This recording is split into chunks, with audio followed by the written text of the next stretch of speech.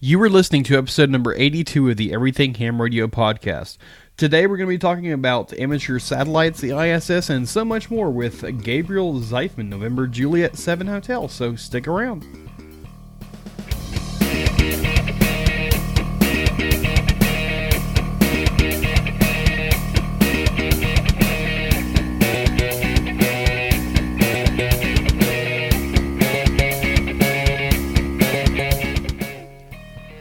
Hey everybody, welcome back to the Everything Ham Radio podcast.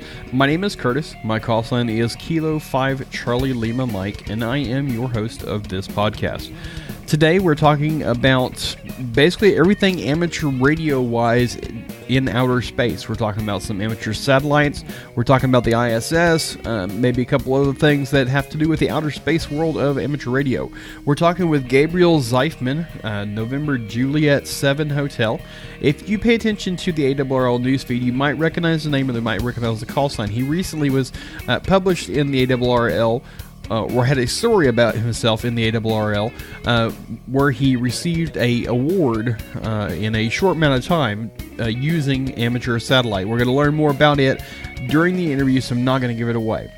So before we get into the interview, you can find all the show notes with links, additional information at everythinghamradio.com/podcast/82. You can find us on Facebook at facebook.com/groups/everythinghamradio, on YouTube at youtube.com/everythinghamradio, and on Twitter at K5CLM. So I guess without any further delay, let's go ahead and get to our interview with Gabriel. Hey everybody, we are here with Gabreil Zeifman. His call sign is November Juliet 7 Hotel, and we're going to talk a little bit about satellites and basically some outer space type topics, I guess is what we're going to talk about. So, Gabriel, why don't you go ahead and introduce yourself a little bit further and tell us a little bit about yourself and your history and how long you've been a ham and all that good stuff. Okay, great. I'm Gabe Zeifman, NJ7H, and I also have a Canadian call I got pretty recently, VUCC NJH. I got licensed originally last March, kind of randomly. I knew about the hobby for a while, and particularly the satellites, and was interested in that. And originally I had thought, at least, I saw A07 when I was 12. I identified a satellite. I don't know if it actually was, but that's how I originally learned about amateur radio as a whole. But just finally got licensed when I guess learned how to get licensed last March when I was finishing up college. So how did you go about getting a U.S. and a Canadian call sign? Do you live in Canada too? I don't. I never have. But I ended up doing a lot of roving up there and figured I was up there enough. Might as well just get a real call sign. That's cool. I figured you had to be like a resident or something like that to get a call sign from another country. Well, you got to borrow an address up there, but I had to go up and take the exam. But one of my friends, Kevin, VE6QO, let me borrow his address for it. Yeah, cool. Very good. So how long have you been a ham? Just over a year. Last March I got licensed with my tech, and then upgraded to general probably a little bit over a month later, and then extra a week after that. Wow. So you just kind of took it all at once and got it over with. Pretty much. And pretty well hit the ground running too if you're working satellite and stuff like that. So I guess really the first off I want to say I found Gabriel from a ARRL news feed. So you're kind of what's the word I'm looking for? You're kind of a celebrity, I guess you could say. You make the ARRL newsfeed. Why don't you tell us how you did that? This one, I was on a trip with my mom and sister. We went to Iceland, the Faroe Islands, and Greenland. And when I was in Iceland, just for fun, I in Logbook of the World, made a VUCC account just out of actually, maybe I didn't make it. Somebody else might have made it and just checked and told me. But either way, we saw I had almost 70 grid squares confirmed just in the operating I did there. And we go, wow.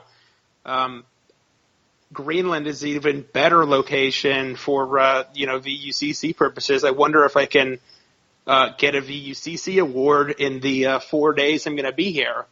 So with some effort, I spent a lot of time up on this hill, and a lot of my friends went roving around on both sides of the ocean. But through all that effort between me and other guys roving around, we actually got it done. And right now it's sitting at, I think, 118 or 19 total grids confirmed.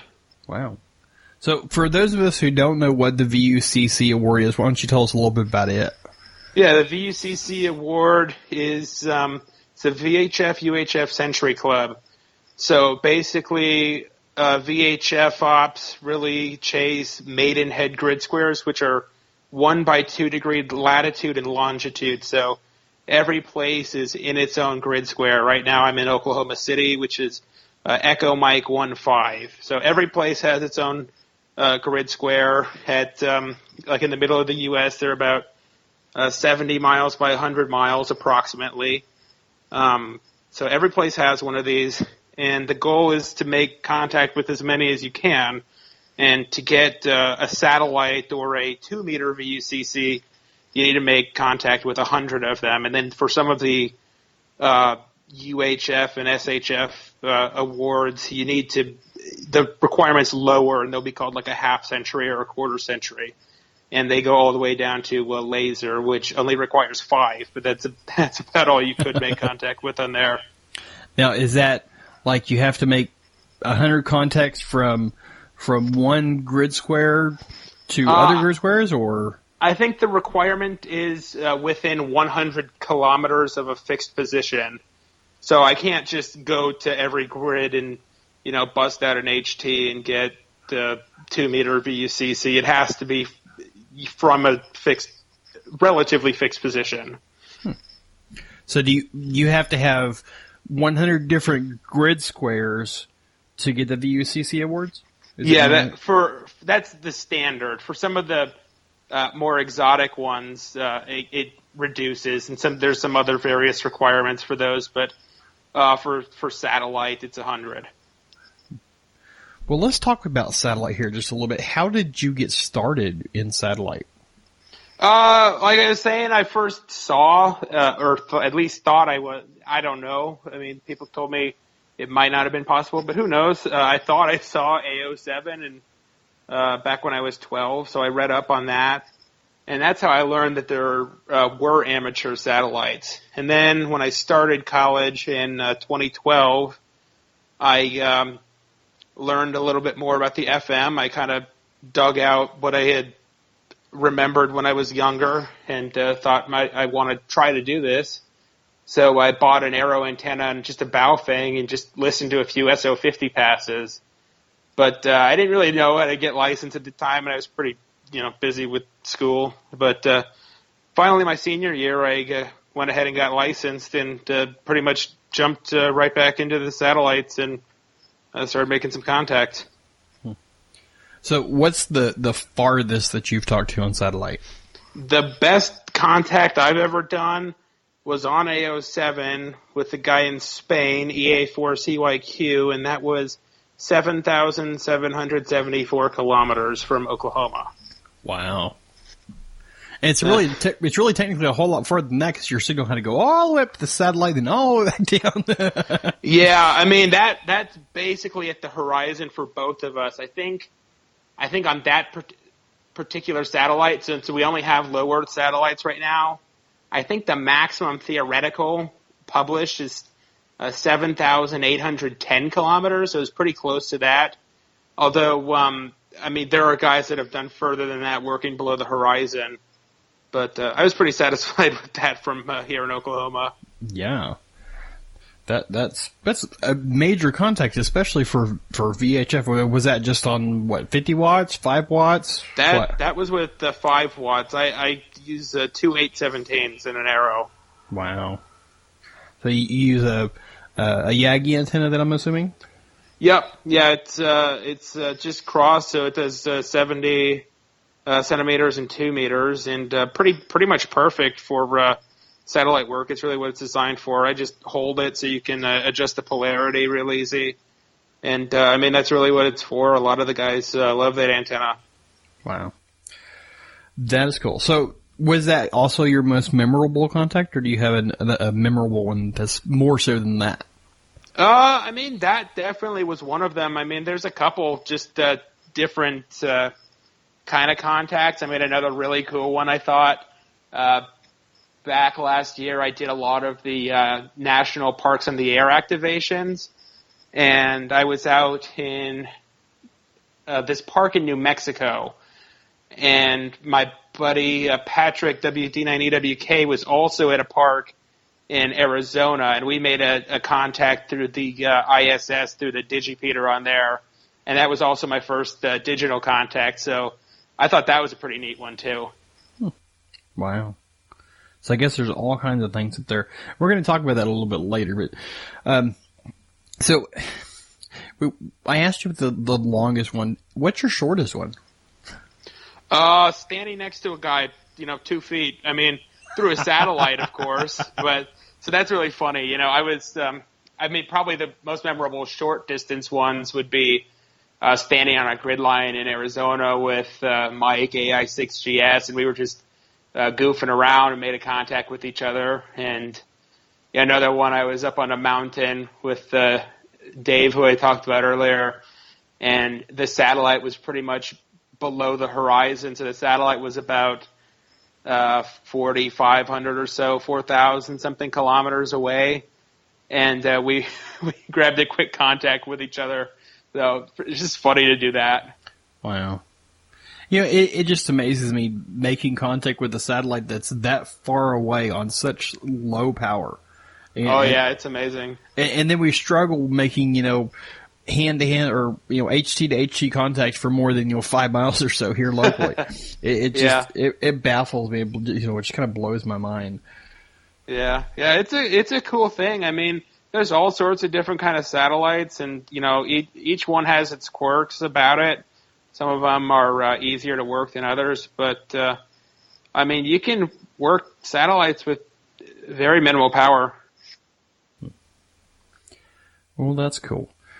Well, I think we're going to go ahead and take a quick break, and when we come back, we're going to talk about some of the equipment and stuff that you need to have to work satellite, some of the software maybe, and some other stuff about satellites themselves. So stick around, y'all. We'll be right back.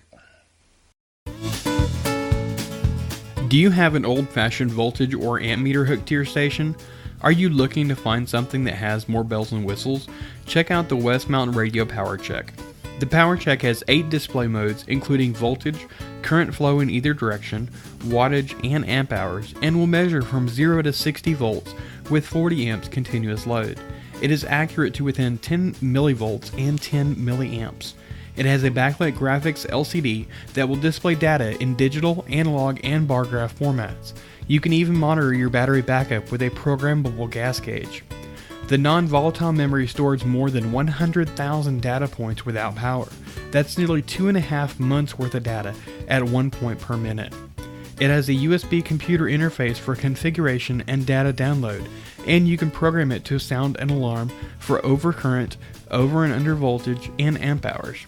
The software that comes with it allows you to program every aspect of the Power Check operation, such as data logging rate, display formats, and alarm conditions. You can display current, voltage, wattage, and amp hours in real time. It has an integrated charting software that automatically collects and displays data. All the data can be downloaded and stored for later analysis. If this sounds like something you would really like, make sure you head on over to everythinghamradio.com/WMR and check it out. And if you do, and enter the code EHSUMMER at checkout, you will get $50 off for your purchase. Normally the Power Check runs $184.95. If you enter the coupon code EHSUMMER, you get a $50 discount, and that comes to $134.95. You can't beat it. The offer expires September 30th, 2017, so make sure you head on over and get yours before the coupon expires. Also, don't forget to pick up your free USB port monitor with your purchase. Again, that's everythinghamradio.com/WMR for more information. All right, y'all, we are back with Gabreil Zeifman in November Juliet 7 Hotel, and we're talking about satellites and basically outer space, working contacts through outer space, I guess you could say. So let's talk a little bit about what kind of equipment that you need to work satellite. But first off, what's the bare minimum that you have to have? So I started, a really easy way to start is on the FM satellites. They're really easy to really get the hang of with the Doppler correction, so that's another thing that can be talked about as well. But they're really easy since they're single channel. There's not a whole lot of tuning. There's a good bit of activity, so you'll definitely make some contacts. And they're just overall easy to work. Right now we have two of them, SO50, which is very reliable. It's a lot of people's first contact right now are on SO50. It's mode J is what it's called, or VU. The more modern way to call it is VU. Most people say J though, which means it has a 2-meter uplink and a 70-centimeter downlink, which also means for FM you only need to correct the downlink. So it makes it really easy. I got started with only a single Baofeng HT and an Arrow antenna. So really, really simple to get started. You can make a contact with just like a whip, even maybe a rubber duck. I mean, I made my first contact that way. It's just not very reliable, so a lot of people get frustrated by that. But really easy to get started on something like that. So what about, if I really wanted to get into satellite work here, and I'm setting up a station at my house, what would be the best thing to do if I didn't want to, stand out in the middle of the yard with the beam antenna and holding it up with my hand and wearing it on my arm? What kind of equipment would I need? Well, I don't operate like that. I know a lot of guys that do. And most guys that are successful with it and have good stations have a nice, a nice base radio that's really good for VHF, UHF work. The ones that I hear the best things about would be the ICOMs, like the 9100 and the 910 particularly. Those are really the go-to. A lot of guys like the Kenwood TS2000. Some guys do the 847. So, I mean, there's options, but most people will want to pick up a good VHF, UHF radio, and specifically a good thing to have would be satellite capability, a radio that's designed for satellite use that has simultaneous dual VFOs for that, and that has locking VFOs, so you can tune around the passband on a satellite and an inverting transponder. So when you tune up, the frequency's going down on the other VFO. So that'll let you move around the transponders real quickly, even without computer control. But with these auto stations, a lot of guys do computer control, so they're not having to think about the Doppler corrections. They can just tune around, and they're already where they need to be on their transmit. They don't have to think about it. And some guys even, have a PAN adapter, or some guys have other SDR setups so they can see the entire passband of the satellite and then just click and be where they need to be on their radio. So there's some pretty cool stuff, but most guys will have a nice set of Yagis on the roof or on an antenna somewhere or on a tower somewhere, and have an automated rotor setup. But, I mean, it can be as little or as much as you want. I've seen guys that use just the TV rotors and are pretty successful. But, it depends what kind of work you're trying to do. Now, I know you've mentioned a couple times about the Doppler effect, and for those of you that don't know what the Doppler effect is, probably the easiest way to explain that is just picture yourself sitting at a railroad crossing and listening to the sound of the train coming at you. When the train is coming at you, the whistle of the train sounds higher, and then once it passes you, it goes lower. And the reason is because the the sound waves are being compressed because of the movement of the train, so it makes it sound higher. And then once it passes you, it's being pushed away from you. So that's basically what the Doppler effect is. So why don't you tell us a little bit about how it works with satellite and how you do the corrections like that? Yeah, so with the satellites, our satellites are moving approximately 17,000 miles an hour, so they're pretty fast. So particularly on the 70 centimeter band, it happens on everything, but on 70 it's the most drastic, and you're going to have about 10 kilohertz or so, depend on an overhead pass. It'll be about plus or minus 10. So on a mode Jaybird, like I was talking about, where the 70 centimeters is the downlink, you're going to have to start listening about 10 kilohertz high from the center of where you would be. So you're going to listen about 10 high, and then when it's overhead, when there's zero noticeable movement from you, it'll be right in the middle. And then at the end, it's about 10 down. And then on the mode B birds, which are opposite of that, that would be 70 up and 2 meters down, you're going to do basically the opposite. Your transmit is going to be low because the satellite's now coming at you, and your signal is being heard by the satellite as a higher frequency.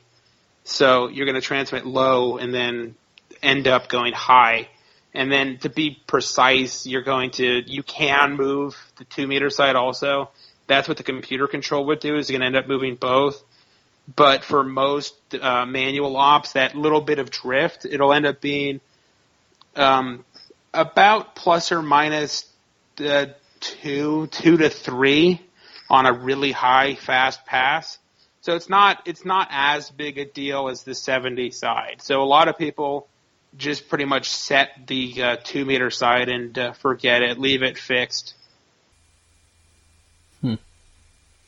That's interesting that you actually have to adjust your frequency for it to hear it. That's, I realize, the whole Doppler effect and what it does, but it doesn't really, it's kind of like, yeah, I know it changes the frequency of it and it changes the sound that you're hearing of it, but I never really thought about it, that you actually have to adjust your radio in order for you to hear it or it to hear you. That's really interesting. Oh yeah, the tuning does take some practice. On the FM, it's pretty easy.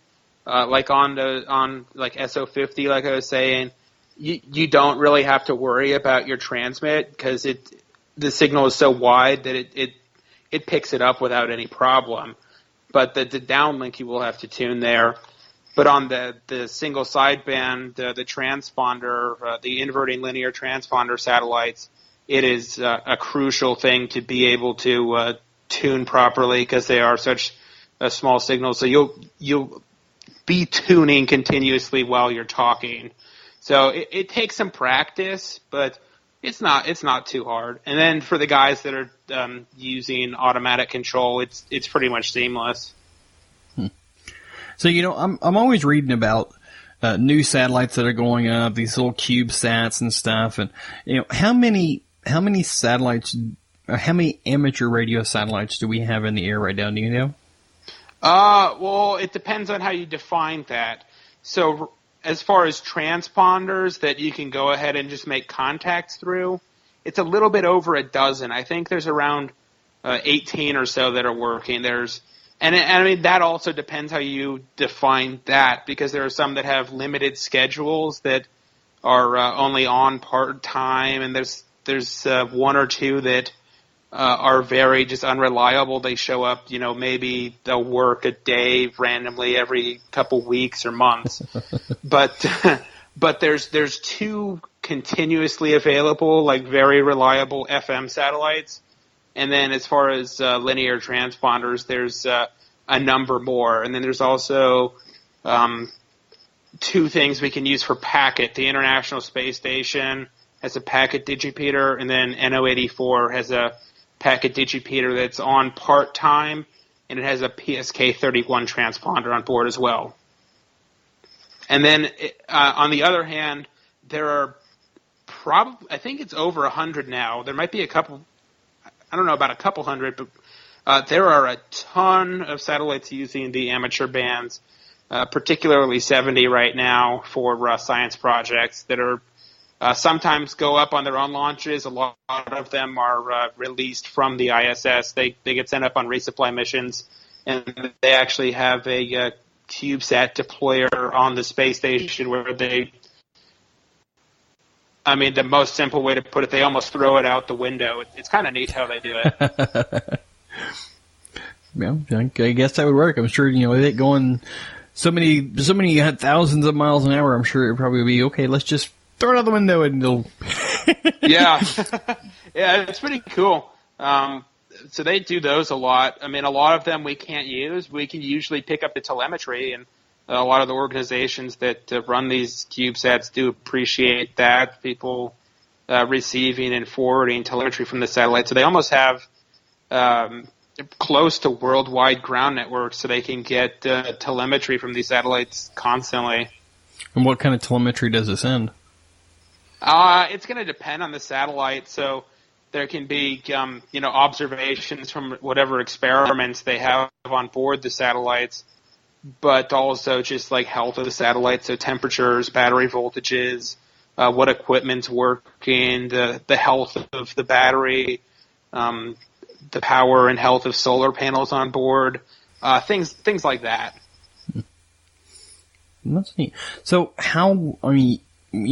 these satellites are going thousands of miles an hour. How long are they visible from, say, you in Oklahoma? Okay. So, yeah, for an average pass with a decent elevation, it's going to be around 10 minutes. Now, getting into the really low passes, they're only over the horizon for a couple minutes, so they get shorter passes as they get progressively lower. But then there's two satellites that are in higher orbits than the other ones. They're still low Earth orbit. But like A07 was launched a long time ago in the 1970s, in 1974, I believe. So it was launched before orbital debris rules. And so they didn't care how long it was in orbit. And those passes are about 20 minutes for a high-ish pass. And then FO29 is in, you'd call it an eccentric or an elliptical orbit. And depending on the season, depending on the time of year or the position of the orbit, it can be up to those 20-minute passes, but they might also be closer to the normal ones that are about 10 minutes. Well, that is pretty cool. Well, I think we're going to go ahead and take a quick break, and when we come back, we're going to talk about some other things that are out there in outer space that we can talk off of. So stick around, y'all. We will be right back. Hi, this is Dan, KB6NU, author of the No Nonsense Amateur Radio License Study Guides. My study guides have helped thousands get their license or upgrade to general class or extra class, and they can help you too. What makes them unique is my no-nonsense style. I don't bamboozle you with a lot of text. Instead, I give you just what you need to know in a simple, straightforward way that's designed to help you pass the test. One reader even told me, your study guide explained in a couple of paragraphs topics that the license manual needed a couple of pages to cover. Another wrote, the clarity and simplicity of your descriptions blew the license manual away. My study guides are available in paperback, in a variety of ebook formats, and even as audiobooks. Get your copy today. Go to kb6nu.com/ETHR for more info. Thanks.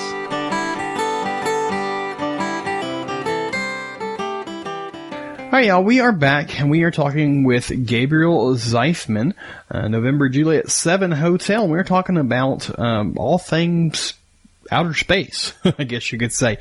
We've talked a little bit about the satellites, and we talked to, kind of about your general overview. Let's talk about some of the other things that are up there that we can use. And I think you mentioned a little bit in the last segment as well. Does the we've got the FM things, and you mentioned that the ISS has a packet repeater. Does it have a HF repeater on it? No HF. I think they did install a 10-meter antenna back in the day, like when it was first put up there. But as far as I know, it's never been used or actually connected to anything. They have the packet digipeater, which unfortunately lately has had some issues. The actual controller is 17 years old. It actually, I think actually last night, it came back to life somehow. So it's pretty cool sometimes when stuff happens. But so it has a digipeater that's normally available for use. And then they also have some 270 gear to make school contacts primarily. And there's a crossband repeater that's occasionally on. It's usually not on just for us, but people use it. So they have that capability. And they have a ham TV project. And sometimes they do slow scan TV events, and they send down pictures for a couple days. Yeah, I know they recently did one. I think it was last weekend, maybe the weekend before last, something like that. They did like a special event weekend or something with slow scan TV. Did you get any of that? I didn't pick up any of them. A lot of people did. That was a couple days. They were doing that for the 20th anniversary of the ARISS program. So that was a really popular one. So it's a fun thing people like doing. And over on the Field Radio podcast, the Ham Radio 360 Field Radio podcast, they had an interview, I believe it was 2 weeks ago, maybe something like that, where they interviewed a family with that they got like 12 or 14 different images or something like that. And they got up at like 3 o'clock in the morning, 4 o'clock in the morning, went out to this like parking lot out in the middle of the town and was getting these contacts. And one time it was like pouring down rain. It was talk about what's the word I'm looking for? Totally just lost my train of thought. I hate it when that happens. So yeah, there's some guys that are really dedicated to that. That was really popular. And actually, in response to that, AMSAT just this week, actually today was the first day of it, they brought back a thing called Experimenters Wednesday, which invites people to transmit slow scan TV images through the AMSAT FM satellite that's up right now, AO85. So that's been pretty popular starting today. So people just sending their own images, and it's really easy to copy even that one. It's not as loud as the space station. The space station, they're using about 25 watts, and this satellite's a little bit under a watt, but it's still really easy to pick up. So that should be a fun one for anybody that's interested in that. You know, that brings up a question that I had earlier, and I just totally failed to mention it.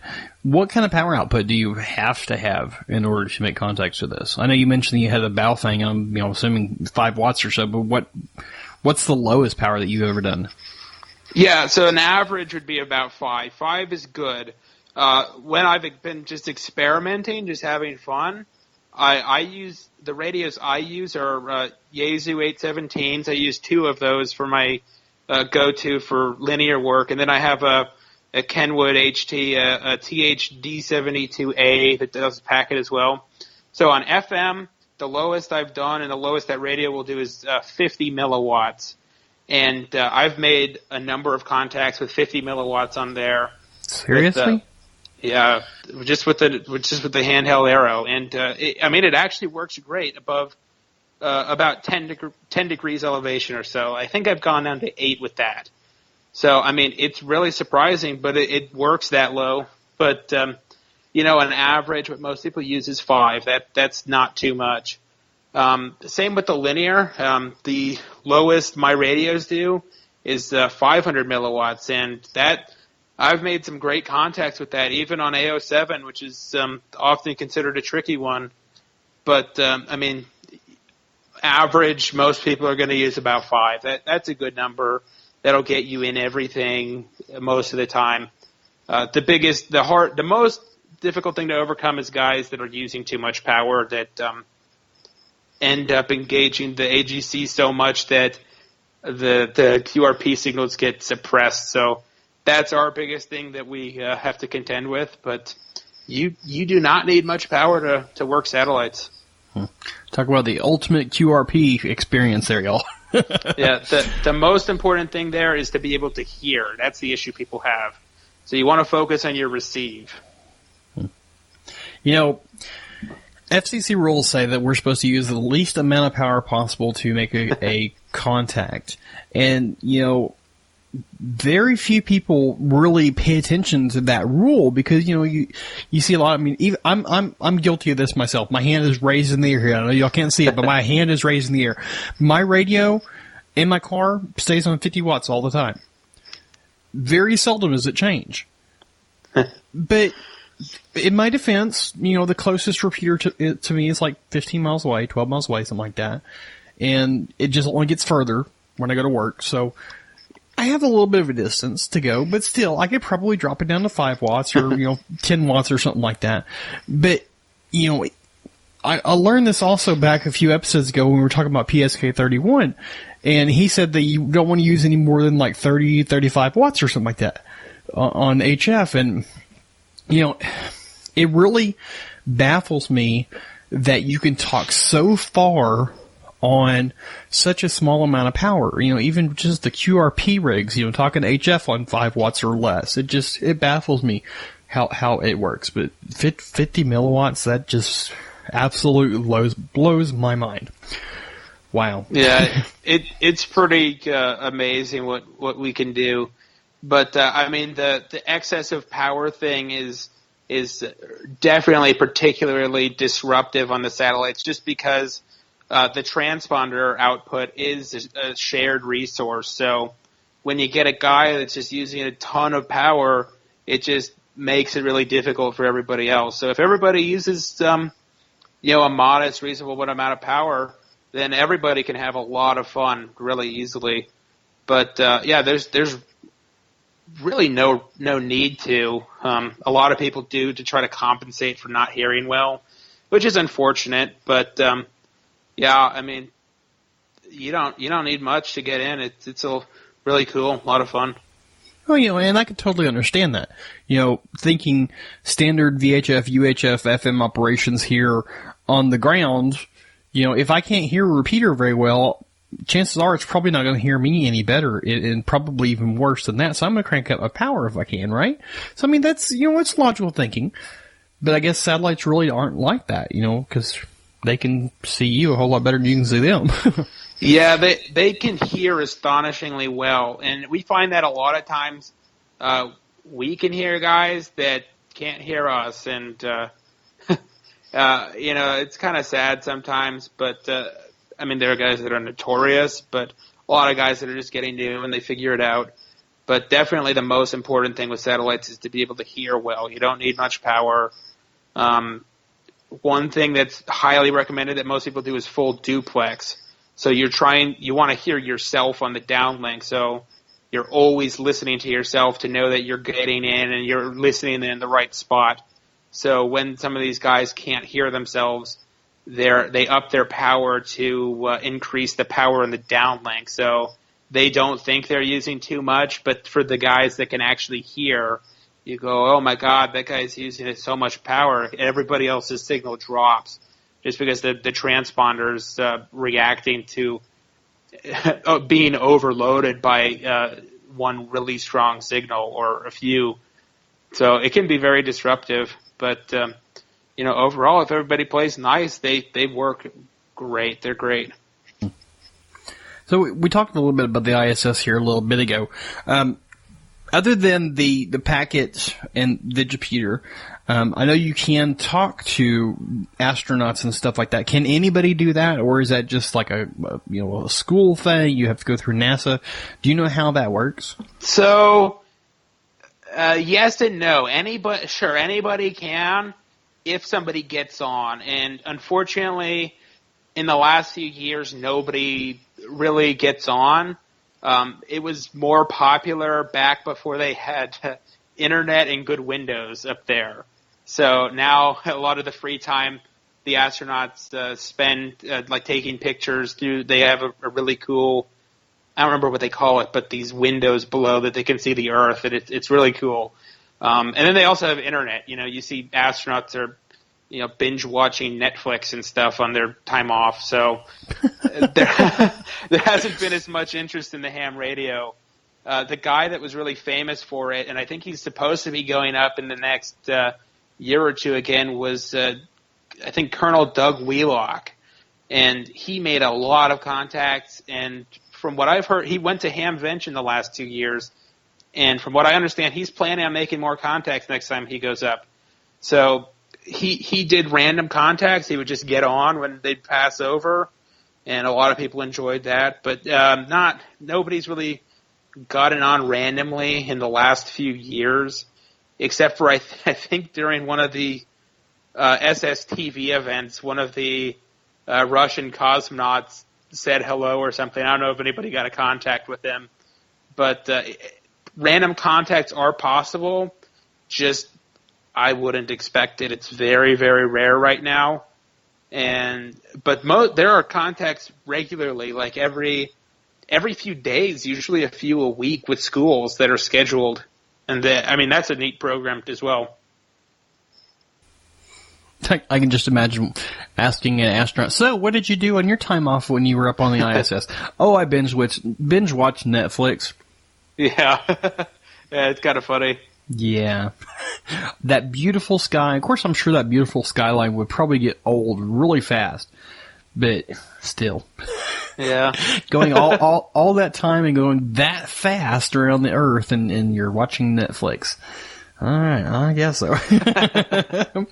So, other than the satellites and the ISS that's up there, what else can we talk to out in space?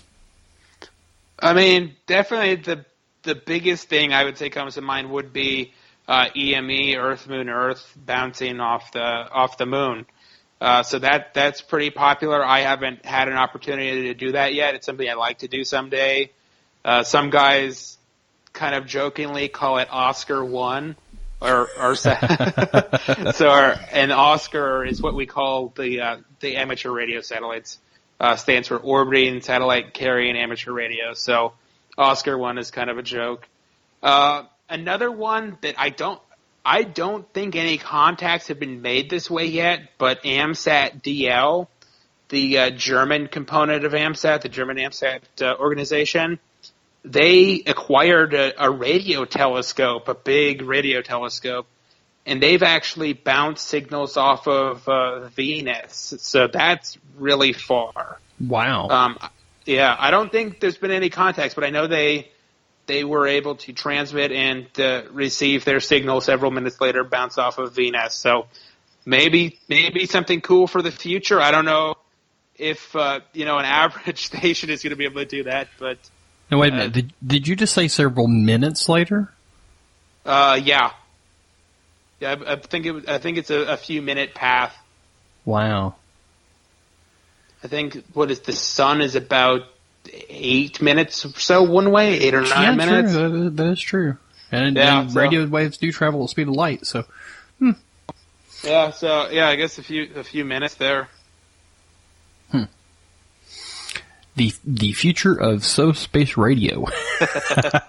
Yeah, that'd be a cool one. I don't know. Maybe you need another radio telescope to do it, but either way, kind of neat thing. I can only imagine how much power it would take to bounce a signal off the moon. There's so many miles away. Of course, there's really no. I guess really, there's no. I would say like drag. Yeah. but after it gets out of the atmosphere, there's really not anything to reflect off of to slow it down. So I guess it really not necessarily would take that much power to get out there, but I think there's definitely some path loss there, particularly in the atmosphere. But I know guys that have done EME, and at least with one side of the station, they might be working only really big gun stations. But contacts have been made with 10 watts on 23 centimeters before. And, 50 or 60 watts is almost an average. I'm maybe not average, but it's a small normal station. And 150, 300 watts is relatively average for that band. Like, all right, I'm pointing my beam to the moon. Let's see who I can make contact with. Hello, talking from the moon. Anybody out there? I know somebody's made an EME contact on, I think on 2 meters with an arrow, just one of these little handheld satellite antennas. They had the thing in a tripod, and I think they were running 300 watts, but it's been done. There's some awesome things that have been done. Wow. There's just so much of this hobby that just blows my mind, and satellite work is one of those things that I'm just really kind of learning about, kind of talking about, because I don't have a whole lot of people around here that do stuff like that. So getting people on this show like you and some of the other people that I've talked to, learning these new things, it's just been like, it's not something I would think about doing. It's not something that I would think that I could do with just a handheld and a beam antenna. It's really cool. Yeah. Oh yeah. I mean, it's definitely easier than a lot of people think. I think there's a couple common misconceptions about it, and there's some of the really hardcore DXer guys. We often hear things like, "Oh, that's not real DX. It's a repeater contact," thinking that a satellite is just like working your local repeater. Well, it's not that easy. It's different. And I mean, there are things that are not hard, like working one of those FM satellites over your head is very, very easy. It's not difficult. And then there are other guys on the other end that go, "Oh my God, satellites, that's like EME. It's difficult. It's too hard." And it's not that either. And you can go as easy or as hard on yourself as you want. If you want to work the horizon, working across oceans on AO7 and old satellites, you can always go further. There are distance records to break, so you can do really difficult things. There's a lot to move up into, but there's a lot of variation just in this kind of subsection of the hobby, and I think it's kind of like that throughout the whole hobby itself. There's something for everybody, so it's easy to start, but it's also easy to not get bored and to always continue challenging yourself. I just thought of another question. How do you know when a satellite is above you? Okay. So, currently the way to do it, you get a tracking software. So I think the easiest way, what I do is I have apps on my iPad and on my Android phone, and I can just click and put my position in and update the Keplerian elements, which are basically probably the easiest way to think of that is the coordinates of the satellite. So they're just information, a lot of text and numbers, and it basically tells the software where the satellite is or where it was at a particular time, and then uses that information to determine orbital predictions. So putting my location in those current Keplerian elements into software, I can either generate a list of all the satellites or pick a specific satellite and look for the predictions, and it'll tell me when it's going to arrive, how long it'll be up, and the elevation, and then during the pass, it'll actually show you where the satellite is, where that you would be pointing at. And then some of them will also do also show the footprint of the satellite, so anyone that could potentially talk to you. So what the satellite sees over the ground as well. So there's some pretty cool tools. A lot of people also do it on the PC.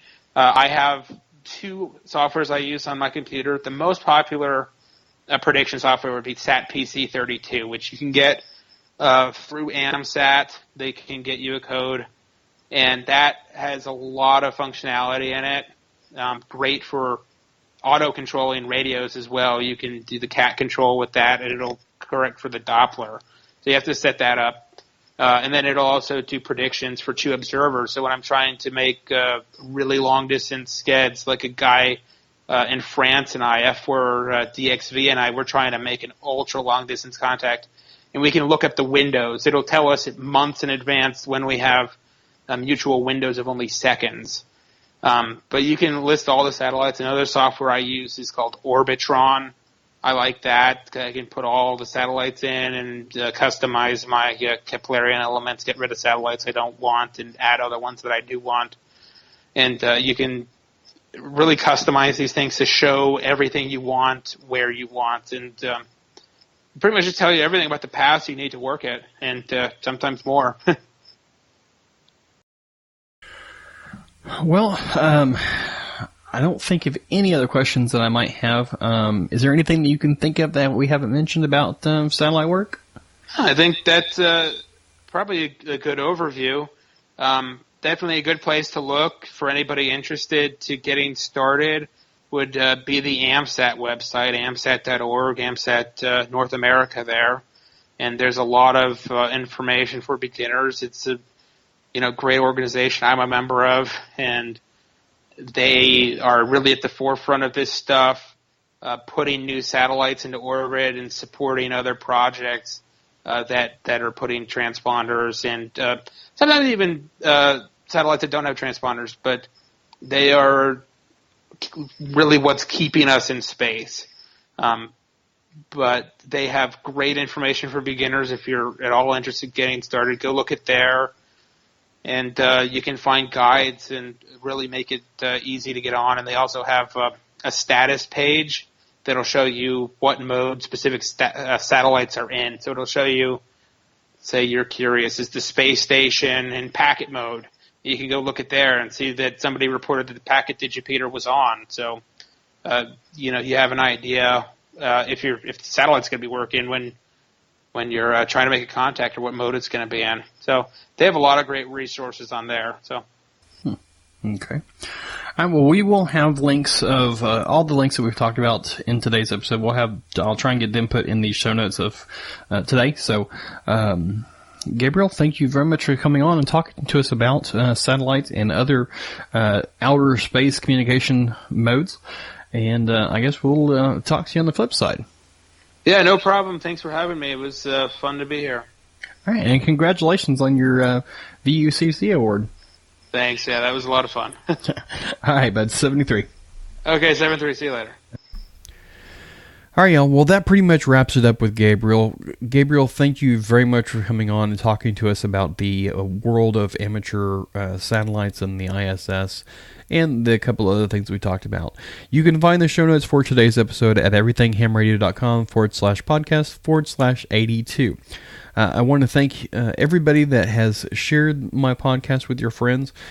Please continue to do so. I greatly appreciate that. And especially all those that have contributed monetarily. I greatly appreciate that as well. There are several ways that you can do it if you feel so inclined. You can make a one-time donation through PayPal. You can become a per-episode contributor through Patreon, and you can simply shop on Amazon.com using my affiliate link. For more information on each of those, you can go to everythinghamradio.com/support, and all the information will be there for you to use. There is a link at the bottom of the show notes for PayPal, and there is a Patreon link on the sidebar of my website. So those are all the ways you can do it. Also, I have the swag store.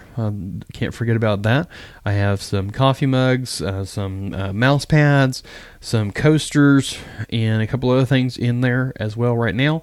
And I am working on some new products that I'm going to be making myself. Some signs, some desktop nameplates, and stuff like that.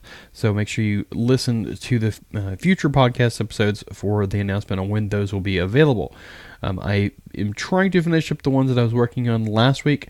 I still have a little bit left to do, and then I'll get them shipped out and posted online for everybody to see, and hopefully get them up on the swag store pretty soon. But you can find that at everythinghamradio.com/store if you would like to go and buy some Everything Ham Radio podcast swag stuff. So I guess that pretty much wraps it up. I want to thank each and every one of y'all, all y'all listeners. You're the reason I do this, and without y'all, it just wouldn't be the same. So thank you very much for your continued support, your continued listening, and any critiques that y'all do. I just noticed last episode that my audio is really low, it seems, compared to other people. So I'm boosting the audio level on this one.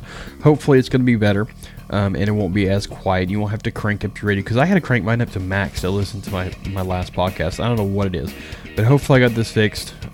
Next week, we're going to bring back Rhea that we talked a couple weeks ago on software-defined radio. She's coming back on. We're going to talk about remote operations, and actually have. I'm going to be, hopefully tomorrow, work permitting, be able to use her radio remotely and make some contacts. So I'm interested and looking forward to that. Hopefully I can get it done tomorrow. But so look forward to that next week. And yeah, I guess that pretty much wraps it up. So thank y'all for listening, and until next time, this is K5CLM signing out. 73 y'all.